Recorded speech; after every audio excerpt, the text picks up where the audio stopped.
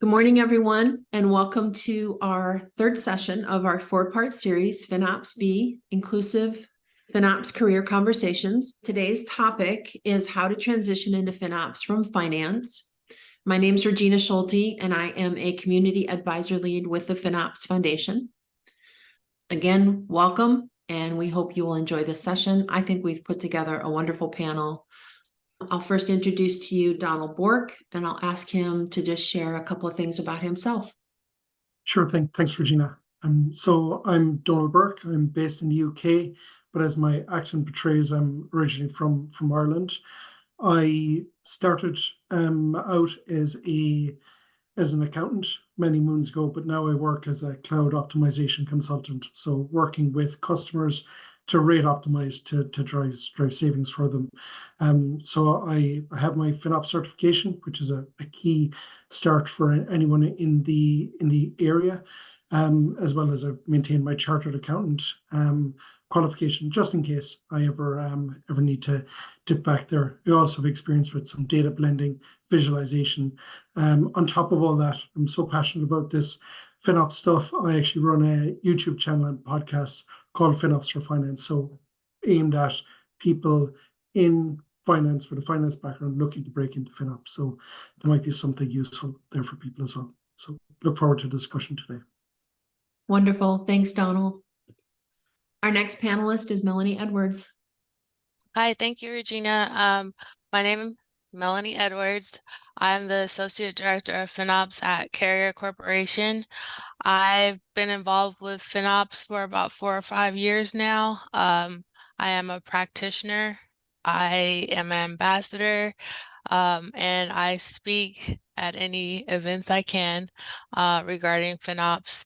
I started out in finance, which is why we're here, and I also have my AZ900 Azure certification, TBM, which is Technical Business Management certification, and I have experience with multi-cloud. For every cloud you can think of, I have experience with for about 4 or 5 years now. Thank you. Wonderful. Thanks for being here, Melanie. Our third panelist is Keith Hiszem. Keith, tell us about yourself. Yeah, thanks, Regina. So my name is Keith Hiszem. I'm a senior engineer at Cardinal Health. I also started out in finance, and bookkeeper and controller, and then made my way to FinOps, and have been involved at the foundation for the last couple of years. And then recently I moved over to an IT asset management team, but very similar to FinOps, optimization, things like that. But I'm still very involved in the foundation and speaking and other things like that, talking about a lot of the parallels between IT asset management and FinOps. I also have my FinOps certified practitioner, and then I am a certified FinOps professional as well. Thanks. Wonderful. Thanks, Keith. Lastly is our amazing moderator, Kate Ferguson. I'm going to turn things over to Kate, and when she's done introducing herself, I will let her kick off our discussion. It's all yours, Kate. Awesome. Thank you so much. Hi, everyone. My name is Kate Ferguson. I'm currently a senior data analyst on the FinOps team at Liberty Mutual Insurance out of the Northeast, up in Boston, Massachusetts in the US. And I've been doing FinOps for about 4 years. I actually started it right out of college without knowing. So I have a finance degree in undergrad, did some internships in finance at tech companies. And since then, I've been working really closely with the FinOps Foundation in terms of involvement. I'm a practitioner, ambassador, and I work really closely with a lot of the working groups to sort of help drive outputs for the community. And I'm really excited to be here with all of you today. We have some amazing panelists, as you just heard. And I guess just to sort of kick the discussion off, right? So we heard where each of you are at right now. We heard, okay, you did some finance or accounting in the background. Can each of you share your story of like how and why you transitioned from finance to FinOps and what that looked like? Donal, we'll start with you and we can round robin this. Sure. So I did a general business degree many moons ago now. And from there I moved into accounting because that's what everyone else in my degree course was doing. And I didn't have enough imagination to do anything else. And then after that, I spent about 10 years, once I qualified from the Big Four firm and got my ACA certification. I spent about 10 years working in a variety of industries from, I like to say, from spuds to drugs. So a potato plantation in rural South Australia to being a revenue analyst for a pharmaceutical distributor in the US. So a broad spectrum. And then in 2020, the finance function in Corp was made redundant. So I was faced with a kind of a moment to kind of pause and think about what I wanted to do. And I'd started working with some big data sets, so doing some data blending, doing some visualization pieces. And I thought that this sparked more of my interest than the debits and credits and journals and balance sheet recs. So I looked to move into that space. So I started working in sourcing analytics for a tech company where we're effectively looking at the large data sets, trying to drive value for the business based on what they spend. And their biggest area of spend was something called IaaS, which I found out later was infrastructure as a service, effectively the cloud. And I started kind of digging in more to that. I started working with the cloud business office there. And when I asked for, what's the detail behind this large spend number, someone laughed at me and told me about the curve, that it's thousands of lines wide and millions of lines long. And as a data person, I was like, let me in there. I'd love to get my hands on that. So from there, I kind of moved to my current role now, where I work as a cloud cost optimization consultant, which sounds like something you'd spit out from ChatGPT, but effectively I do rate optimization for customers. So looking at their usage trends and getting a blend of commitments to maximize return. So it's still looking at numbers and talking to people, but it's far more future looking than the historic views of finance. But I love it. And I wish I found out years ago, like yourself, Kate. I wish there was something like this straight out of college. So it's great chat. Either Melanie, I'll open it up.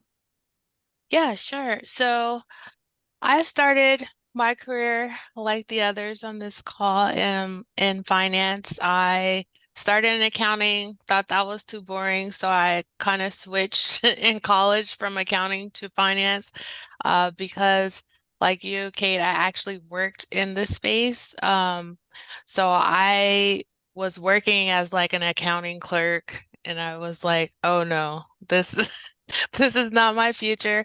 So I thought finance, I mean, at the time, I felt like it was, a more creative space of, being able to have a little bit of wiggle room. It's still black and white, but a little wiggle room.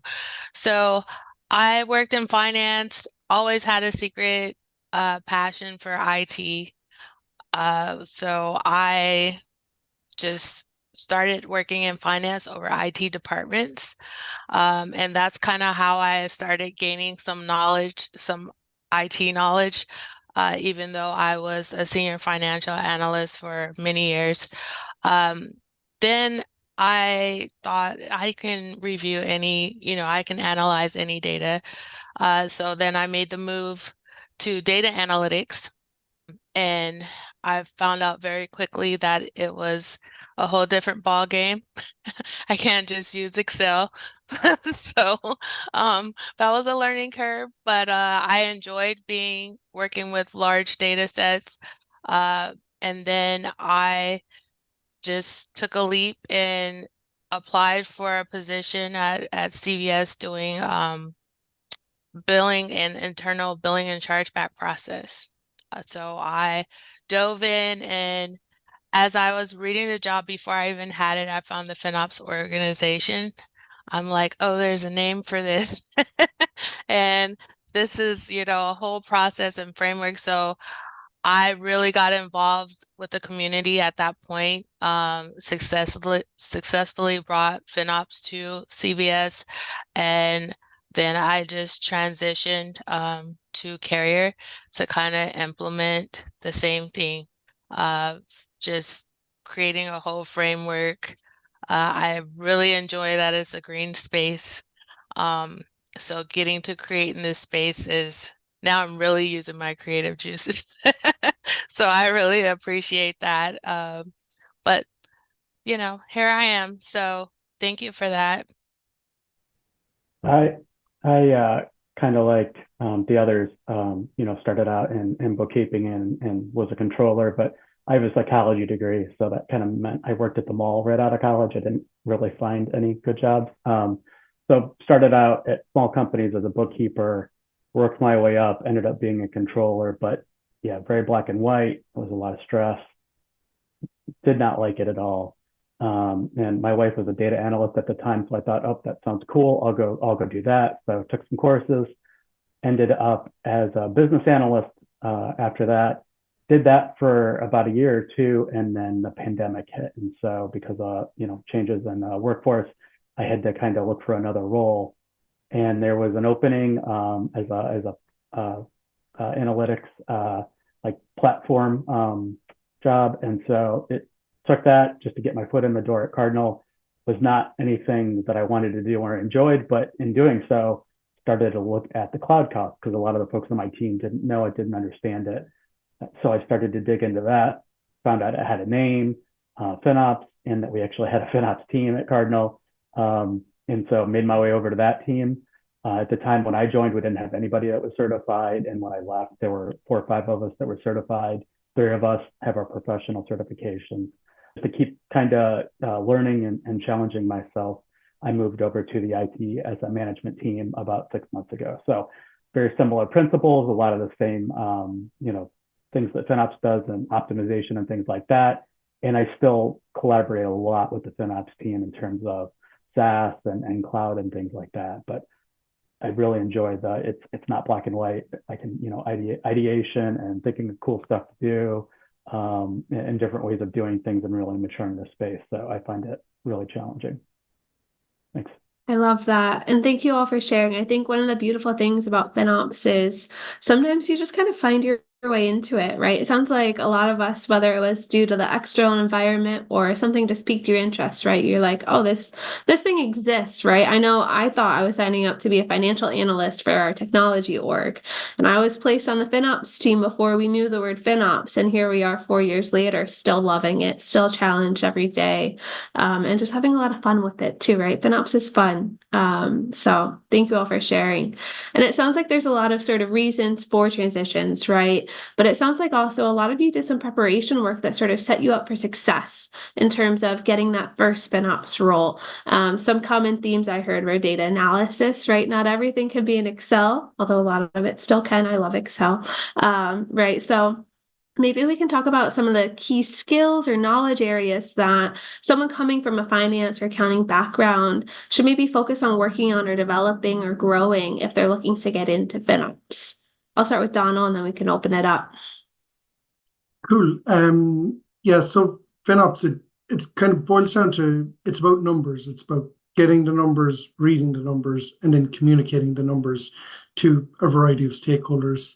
So as someone with a finance background, you probably got the numbers piece down, but maybe an area that you might want to develop a little bit more would be the stakeholder engagement piece, because I suppose dealing with a variety of stakeholders, they've got different priorities. Cost is just one portion of it. So being able to kind of meet them where they are and collaborate with people effectively is a really important skill. And developing that, you can develop this in your existing role as well. So whether it's your QBRs, your quarterly reviews, board packs, whatever it is, if you're seeking feedback to improve those outputs, it's very similar within FinOps. And then if you can demonstrate that skill and build that muscle memory, it'll really stand you in good stead. Because I suppose FinOps, compared to a traditional accounting role, it sits in the IT vertical in terms of an org. So effectively the pay is generally better. So that means a lot of FinOps or finance people are looking to make that transition across. So what you want to do is show that you have these additional skills as well as knowing the numbers, building a strong foundation of stakeholder engagement to be able to differentiate yourself. And you'll be able to hit the ground running then as well, because no one expects you to know it all, but being able to communicate and understand people is a really, really important piece that I suppose traditionally accountants and finance wouldn't really be renowned for their charming personality and stakeholder engagement. So if you can build that muscle, that'll go a long way. Yeah, I agree. The communication, the collaboration, some of it's, influencing like the culture change. But yeah, like Donald said, finance isn't necessarily known for their, charming personalities and, ease of working sometimes. So being able to kind of bridge the gap, meet them where they're at, communicate out those things, and then really collaborate. It could be finance, it could be, enterprise architecture, it could be, a whole host of other stakeholders and product owners. So being able to do that, and then influencing change within the organization, things like that to get people to adopt cloud costs and the variable spend model and just how it's different than traditional finance. Yeah, and I would just add to what Donal and Keith said about getting in the FinOps organization and just being a part of the monthly meetings and listening to what people are talking about, because I think as you engage, you will see a lot of terminology or a lot of things that you don't recognize. And those are the things that you need to go look up and, do some research on. I found that was kind of my journey, right? Like I joined the organization and then I was like, what is this? What are they talking about? Because with all the certifications you have, it still doesn't prepare you for the experience knowledge that you gain from the FinOps organization. 100%, because the learning curve is so, especially at the start, it's changing, and the cloud is changing all the time.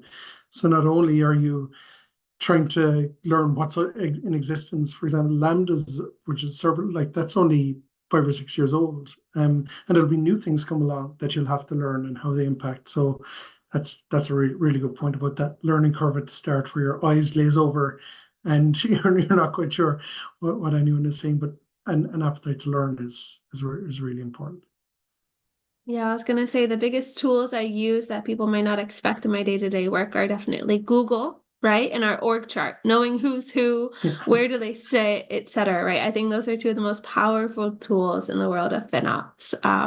Good points all across. And I think that sort of transitions nicely into sort of figuring out and discussing. So we have some of these skills, right? But what about sort of the practices about how you go about doing your work, right? The day-to-day. What are some best practices that maybe someone with a finance background should consider or be aware of if they're looking to transition to FinOps? Melanie, I'll kick it off with you.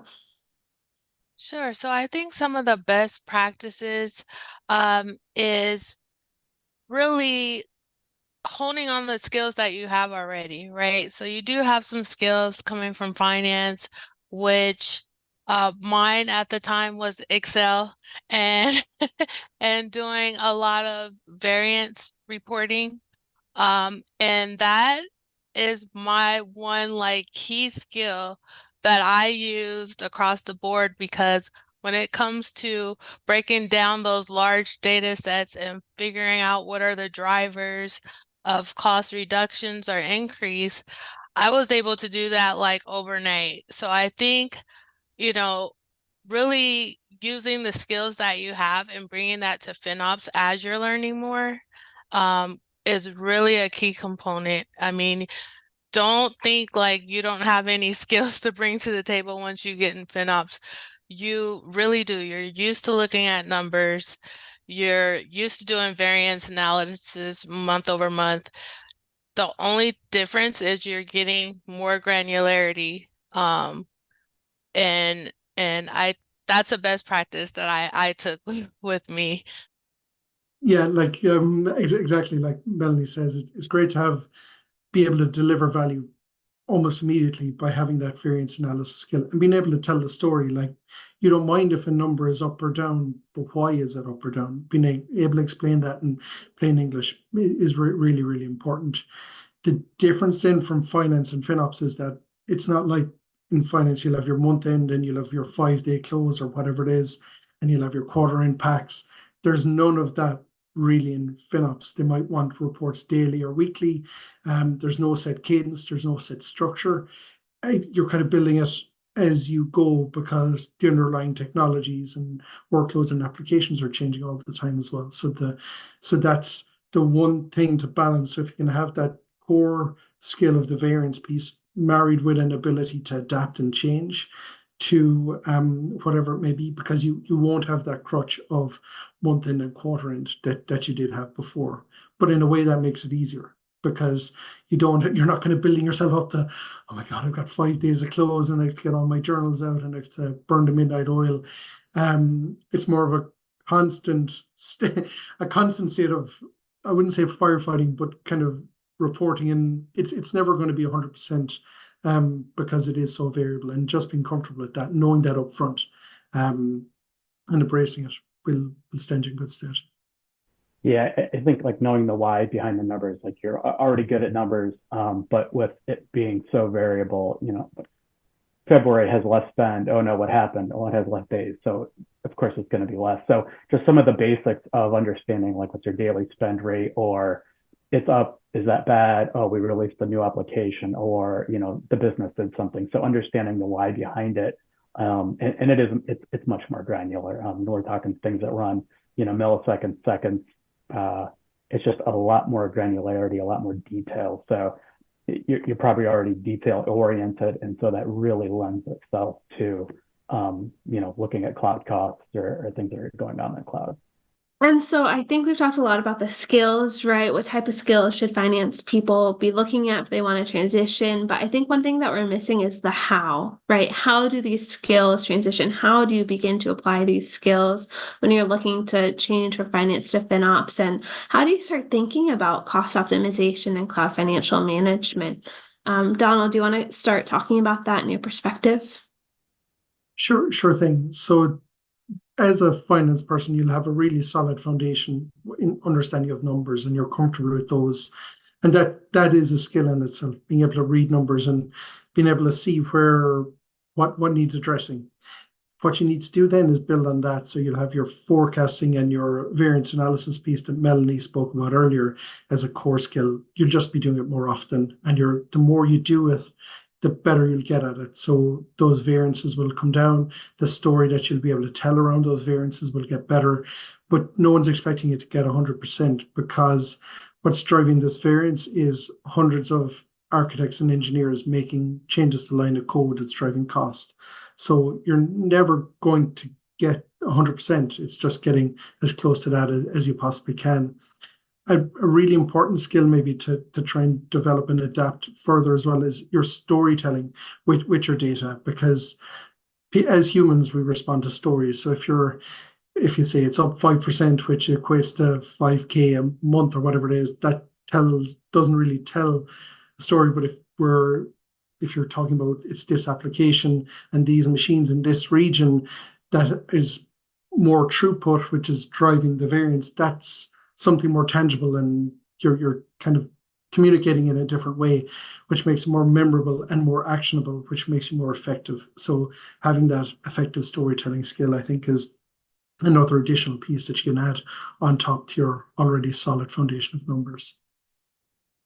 Awesome. Thank you for that, Donal. And I think part of that storytelling, right, is sort of balancing the numbers that you see with what you know about the technology versus what you know about the finance, right? And I know we talked a lot about sort of that steep learning curve, right? Some eyes glaze over, and that's totally okay when you're just starting out, right? I always say I learned through osmosis, right? So the more someone says Kubernetes, I'm like, oh, okay, I kind of get what that is now. You learn little by little as people repeat stuff. But I guess my question, I'll start with Melanie and then we can open it up, is how important is it to know cloud technologies if you want to jump into FinOps? So, I think that's gonna be different for every individual, but I would say at least learning the core. How about what cloud is? And start from there. I do think once you get acclimated to what cloud is, what it's all about, some of the standard products, then it's about learning individual products for the different vendors. I do think that is important. But like Donald mentioned earlier, Lambda came out like 5 years ago. I mean, the products are changing rapidly. The offers are getting changed rapidly as like reservation savings plan, the discounting structures. But I do think it's important for us to be in the loop on all of those things. If we're talking about doing a financial analyst and talking about variance analysis, knowing what's going up is going to make your job 1,000 times easier. Because if you know the product and what it's doing, then you start getting the why, right? And then you research. Oh, somebody's using more compute than normal. I remember this group said they were testing, or it's getting that knowledge that I found beneficial that I didn't have before I got into FinOps. And in terms of like the certifications and pieces you can do, there's some really good resources out there that are that have a low barrier to entry, low cost. Like the FinOps practitioner course is quite good in terms of obviously we've all done it, in terms of getting the basic understanding of what the day-to-day might involve and some of the key skill set.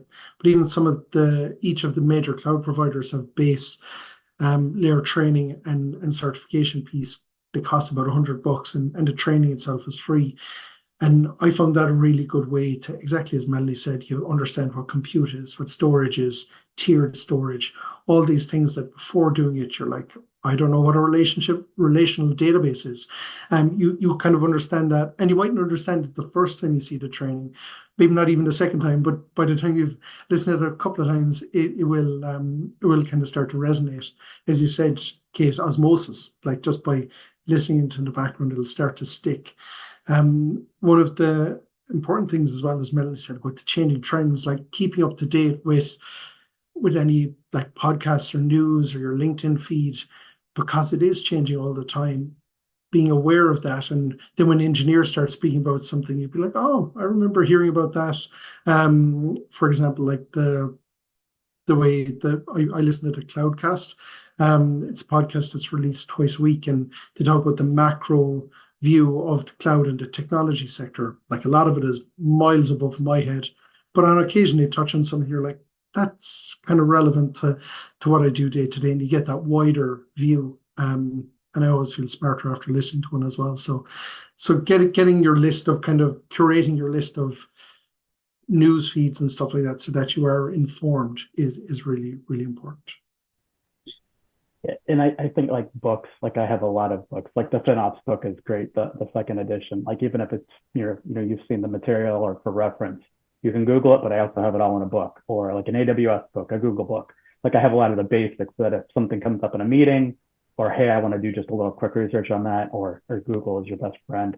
Google has a blog, Amazon has a blog, LinkedIn. There are so many sources for good information that I just regularly keep up on, just so I have some familiarity with changing topics. And then as things progress, if I need to dig in more, I can. But just trying to stay up on current technology because the products do change so often.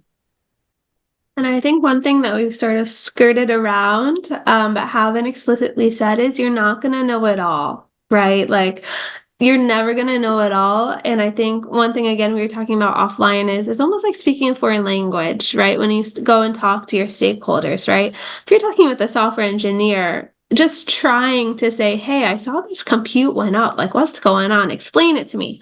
Teach it to me. I would love to help. It's almost like trying to say bonjour in France, right? Rather than just, hi, hello, my name is Kate, right? Like it makes a difference that you're trying and you're just coming with something to the table, right? And I think that's a really important piece of it because there's so much out there and there's so much that you'd have to Google and keep Googling all the time if you want to stay up to date on everything, that you have to be okay not knowing everything, but being okay, willing to ask, I think is the biggest sort of takeaway that I would have.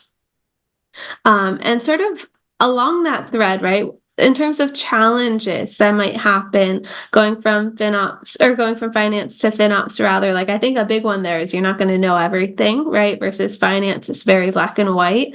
But what are some other challenges that people might face, or how can they overcome them when making that transition? Melanie, we'll start with you and then we'll round robin. Sure. So I think we've all spoke about kind of the challenges, like you said, Kate, and answering some of the other questions. But I would think because finance is so black and white, expecting FinOps to be that way, you're setting yourself up for failure. I've heard people in the past say, like, just give me what I need to know. Like, what's the blueprint? I'm like, it's not. It's a gray area. So I'd say the same thing along the lines of what you were saying, Kate, is thinking that you need to know everything at once and accepting that you're not going to.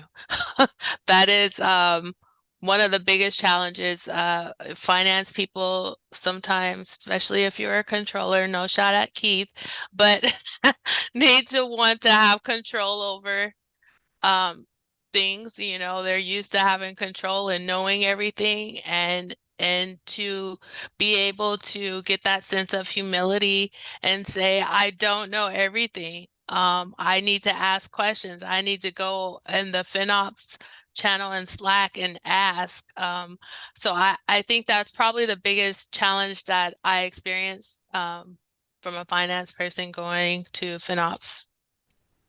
Yeah, I think the ambiguity or the gray areas, you're used to kind of legacy processes. Things have always been done this way. It's always the same. Coming into FinOps, says, hey, what's this process? Oh, there isn't one. Okay, so I need to create a process. So there's a lot of, creativity and how do I want this to work, or how should this process work? And just being okay with sometimes it's going to be gray, and it's okay not to know, but you just kind of got to move forward and figure it out. And a lot of it as well is the dynamic nature of FinOps. So the biggest difference I found moving from finance to FinOps was Slack compared to email. So as an accountant, you live in your inbox, it comes through and you deal with it, whereas Slack is a lot more dynamic, and that's where the engineers and the architecture team live. So they're communicating in that way, and it's kind of that agile delivery model where queries could come in and you've just got an entirely different way of working. And kind of to double on what Melanie said as well about like not knowing it, you need to lead with a level of vulnerability in terms of like engineers know that you don't know this stuff, like you're not a software engineer or an architect, but by meeting them piece of the way that you've gone to the trouble of learning what a Kubernetes is, or you have a basic understanding of what a container is, they're happy to help, but they're not going to completely take you from scratch. You need to show that willingness to learn, and then you'll have that because they might necessarily know about amortization and all upfront versus no upfront commitment. So there is give and take as well. But by you taking that first step and that vulnerability, it creates a good working relationship to drive better results for all concerned. Great insights all around. Yeah, I think I've gone through each and every one of those, at least in my FinOps career of 4 years, and I still don't know everything, right? So I'm still kind of overcoming that. That's awesome. Thank you so much for sharing. I think transitioning just a little bit, right? So we've talked sort of about like the day-to-day, right? But sort of if we take a step back and sort of take a perspective of a career path, right? FinOps is pretty new.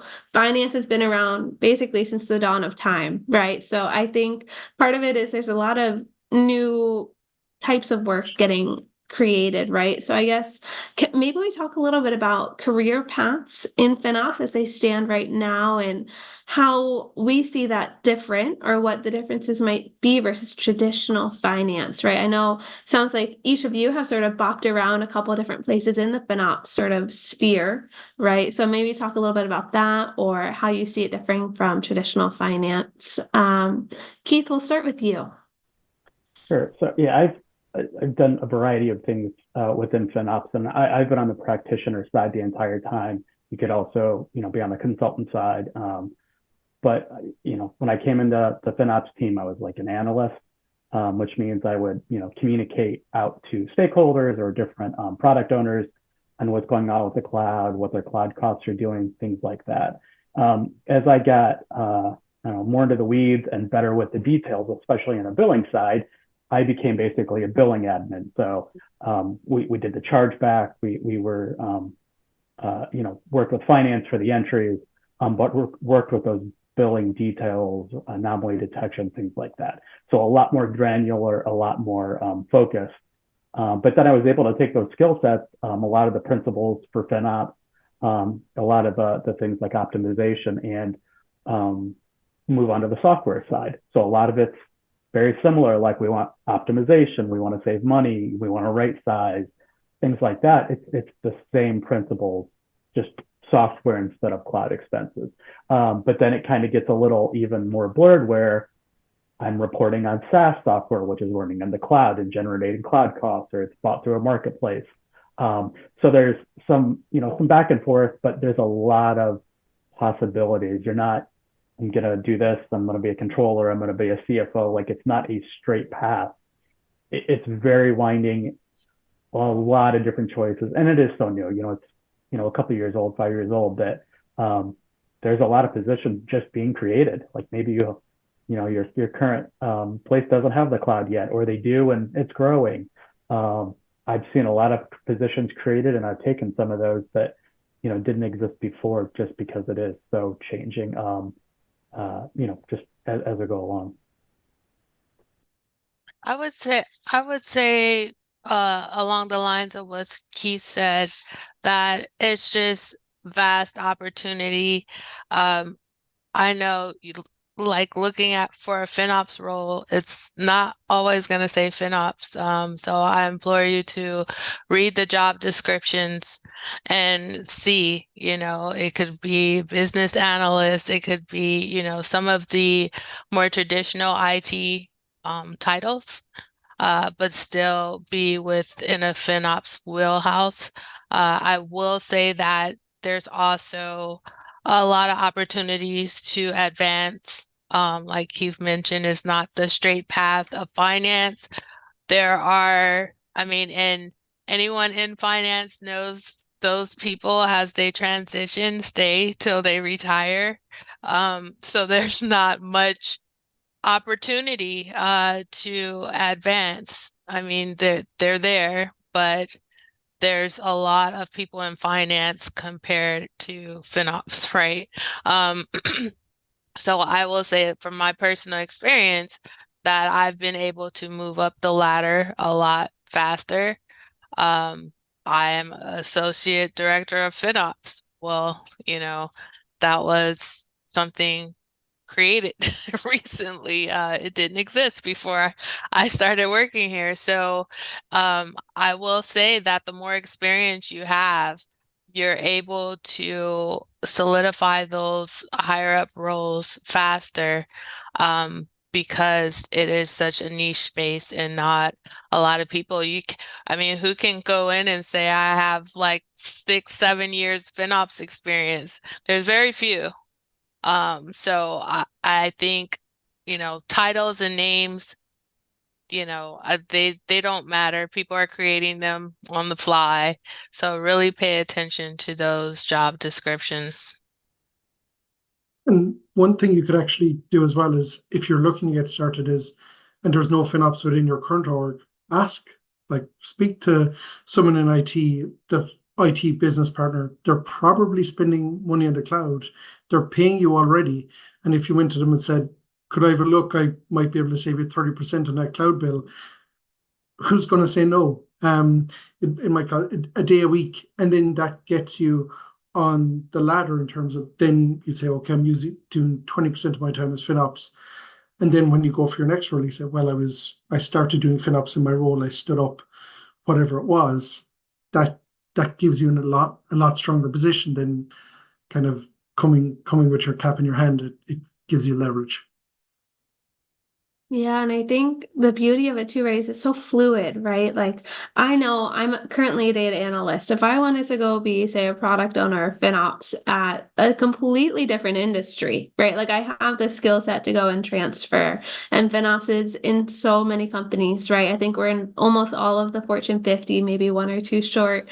And it's just there's so much opportunity. And just because you start with one company doesn't mean that you can't go to another one, as Keith alluded to, right? But also you can become a consultant. There's so many consultancies out there. You could work for a company like a third party vendor, right? You could work for the clouds, right? And you can sort of bounce between those and just try out different things. I think that's the best part, right? If I want to become more engineering focused, I could go do that. If I want to become more business strategy focused, that's an option, right? Like the world is your oyster in FinOps, is my opinion. And I love that. So, and everyone's happy in FinOps, right? Like we are 16,000 strong, and I haven't heard anyone say, "Ah, it's so boring. I don't do anything," right? You're always busy, you're always doing new stuff. So, It's very much a choose your own adventure.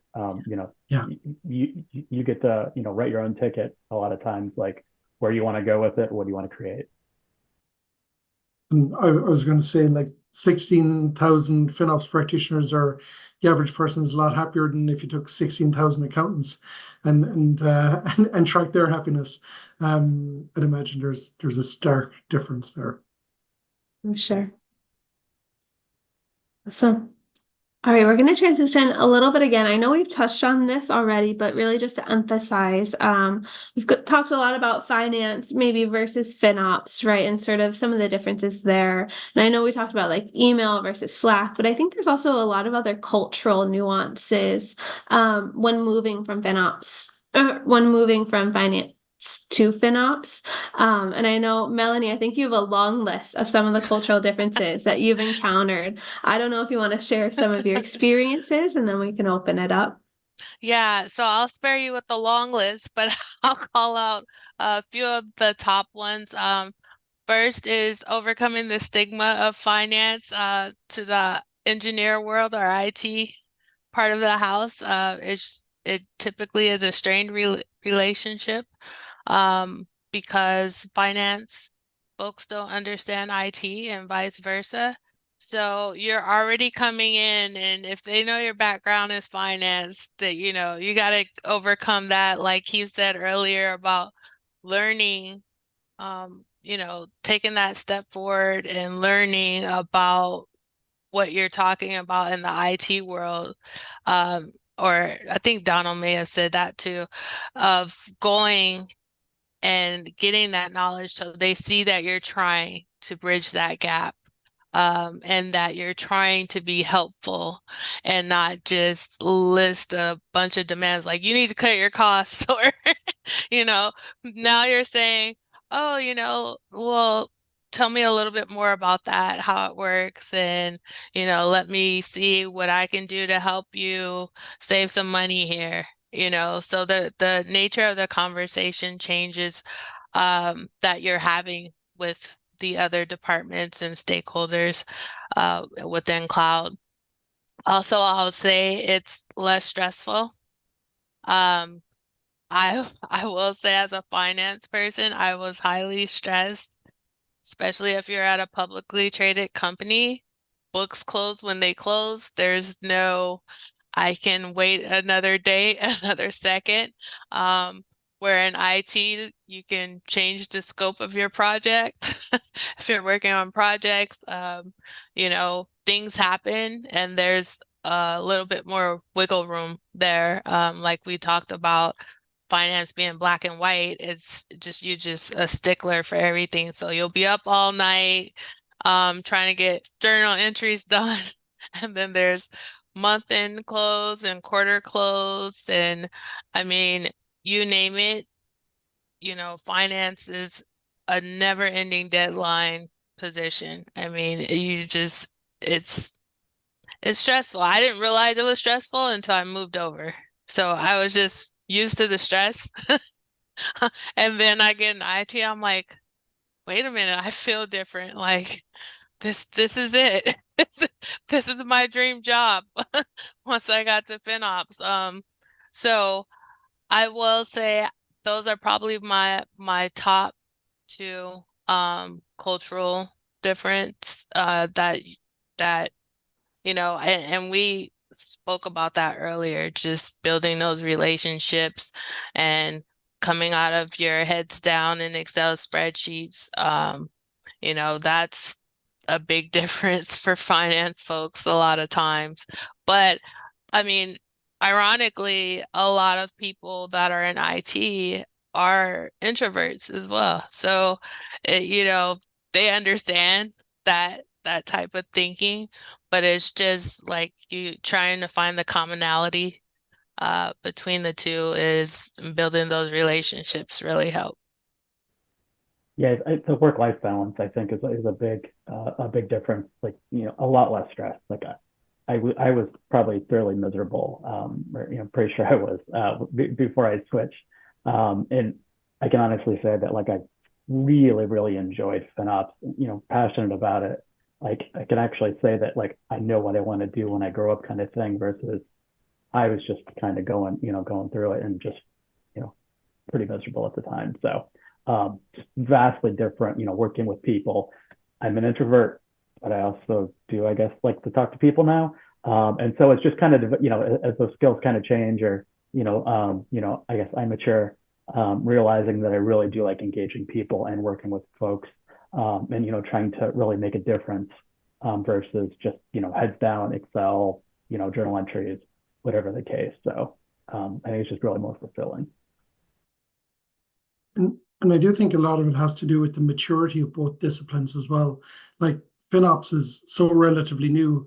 Everyone's just fumbling their way through it and trying to help each other figure it out. Whereas finance is the definition of something that has, you've got your GAAP, IFRS, IAS, and I'm getting a cold sweat just thinking about cracking open one of those books again. So that is so structured and set in stone versus FinOps, which is fluid and ever adapting. And I suppose it attracts a certain kind of person, someone who either likes the structure and doesn't want it to change. They know exactly what they're doing day to day. It might be more stressful and more difficult, but they know what they're doing, versus someone with maybe more of a growth mindset where it's like, this thing is going to change because it's ever evolving. It's built on sand effectively because the underlying thing that you're trying to optimize is changing all the time. But if you can embrace that and everyone else is happy to help you learn and evolve and get better, it's kind of a nice place to be. Everyone feels like you're pulling in the same direction. 100%. And I know I originally went into finance because I was like, hey, you know what? Money's been around since the dawn of time. They're going to keep needing people to manage this money, right? And I think FinOps is similar, right? Like technology's not going anywhere. Finance isn't going anywhere. And it's like the perfect translator or bridge between the two. And I think that need is going to be there for a while too. So, and we have a great community out there, which I know we're going to touch on in a second. But yeah, it's really great to see it grow, even just over the past 4 years. All right, we're almost at the end. And so before we turn it back over to Regina, I just want to ask, as each of you are kind of experts in the world of FinOps, right? What advice would you give? What parting advice would you give to finance professionals looking to make the jump to FinOps? And what resources or networks or things should they check out if they're interested? Let's start with Keith. Yeah, I think one of the biggest things for me was even though it might have been an increase in pay, it was a lesser title when I changed roles. So it was better work-life balance, better in a whole host of areas. Title, was the only difference. So be prepared that maybe you'll have to, start a little lower or something like that, but it's higher in many of the other areas. So I think just patience, but then also perseverance. Like it's a lot of learning. Don't boil the ocean trying to do it all at once. We've all been doing this for years and we don't know everything. We're not going to know everything. So I think it's just that keep learning, keeping that learning mindset, and you'll do great. And then get involved. There's the foundation, there's the Slack, FinOps Slack, there's working groups, there's meetups, by state, there's meetups, by areas. There's a whole host of activities that the FinOps Foundation has that you can get involved with. Maybe it's even locally. other, there's ITAM, there's other areas that have FinOps focuses as well. So depending on what your focus may or may be, there's just a lot of areas you can really get involved with and make a difference. And I know that we're talking about, our experience in FinOps and how great it is. But I would say, as a finance person, considering if this is the space for you, it may not be for everyone. Some of the things we discussed, about our work-life balance, I mean, those are our personal journeys and how it works for us. And naturally, we were craving more. We were in finance, we were craving more, we're creatives. And you want to make sure that you're that person. Some people really enjoy the black and white structure of things, and coming into a world like FinOps will drive them insane. So I want to, just throw that out there, that, you want to make sure that this is for you, and something that you would enjoy, learning all the time, being challenged, coming up with processes, because this stuff is not going to be handed to you. I would say, as far as resources, I also use the FinOps Slack channel a lot. When I first started, I was in there heavily, went to the monthly meetings. LinkedIn is another good one. I mean, there's so many FinOps people I connect with all over the world on LinkedIn, and so many organizations that pop up left and right where, like Keith mentioned, there's meetups and just so many different avenues that you can take. But I feel like with FinOps, there's a lot more resources than probably we all had when we first started. So there's a plethora of information out there. The white pages that come out of the working groups are really good resources on the FinOps page. It's just, usually if you go to that area, you will see areas where you're like, oh, I've had this problem. Let me see, how other people have solved this. And it's just really exciting, right? It's like one of those things where there's other people that have my challenges, and then you get overjoyed. That's kind of how the FinOps resources were for me. But like I said, FinOps Foundation, there's so much you can find out on that page. Connect with FinOps people and practitioners, ambassadors, get involved with the working groups. But you can connect with them all on LinkedIn as well. And I'd echo a lot of what Melanie and Keith were saying. The one thing to think about when you do start is there's so many things you could go after in day one, and not to try and go after everything, because you'll just burn yourself out and you'll get exhausted. If you think of the 80-20 split, so you'll get 80% of your results from 20% of your efforts. So just what's the biggest area of spend?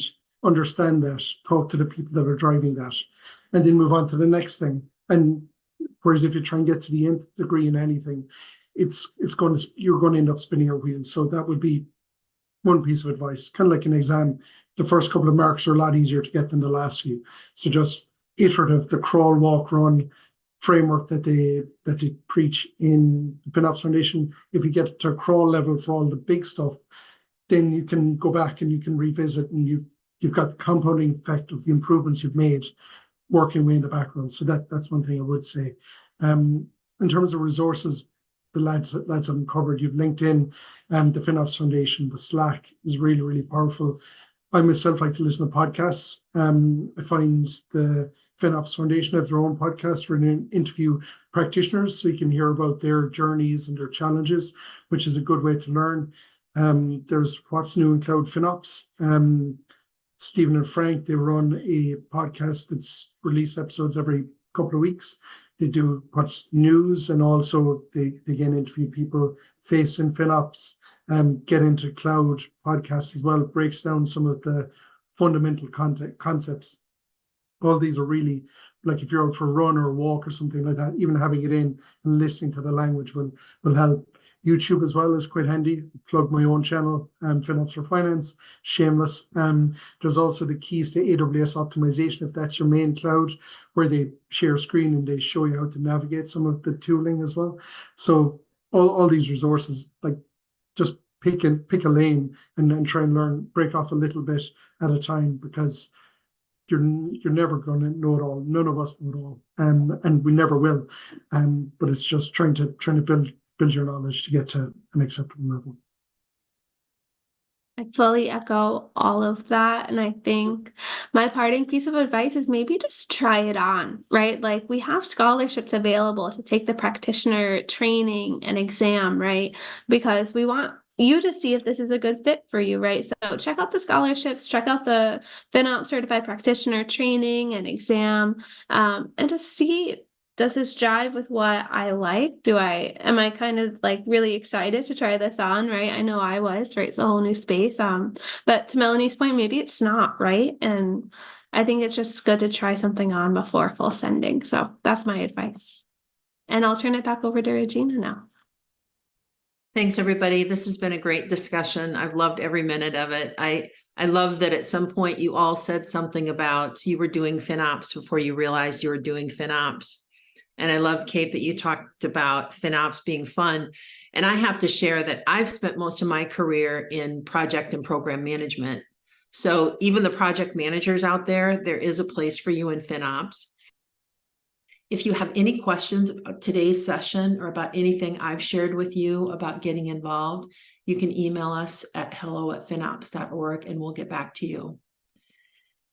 And then lastly, I just want to give a huge shout out to these people. These people are our FinOpsBE work stream. They are the people that are responsible for creating our FinOpsBE series. So I just want to give them a huge thank you for the work that they've done to create this series. I think it's amazing, and there's more to come. Huge shout out to our panelists and our moderator. You guys have been wonderful. I'm excited for everyone to see this. So thank you. Thanks for watching. Check out more FinOps content on our YouTube channel. We appreciate the support.